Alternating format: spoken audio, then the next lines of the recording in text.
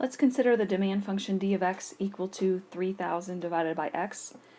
And we're going to begin by finding the elasticity using our formula for the elasticity of demand. So we do need to calculate the derivative, d prime of x.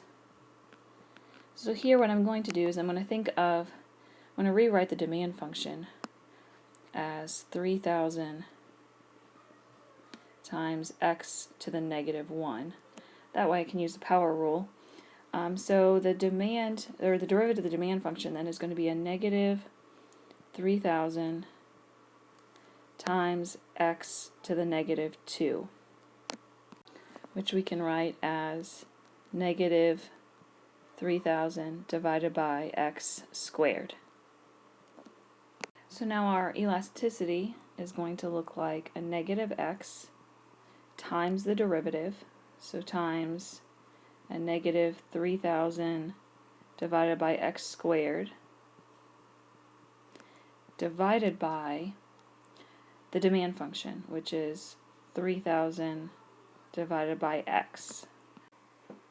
So now let's simplify this. We have a x and then x squared. So one of those x's are going to cancel, and also we have two negatives, so it's going to become positive. So we have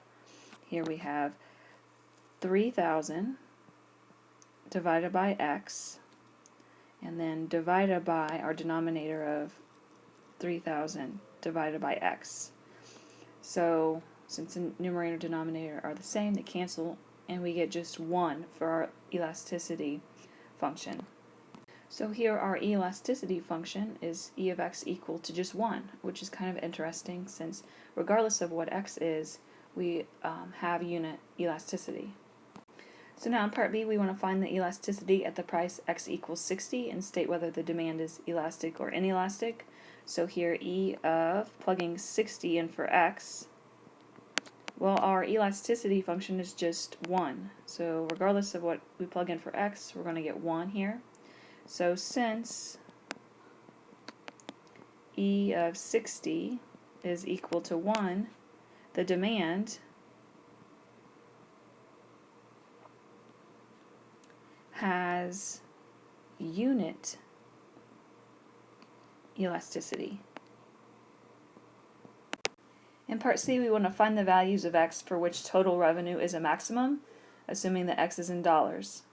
Well, since e of x always equals 1, this means the total revenue is independent of x.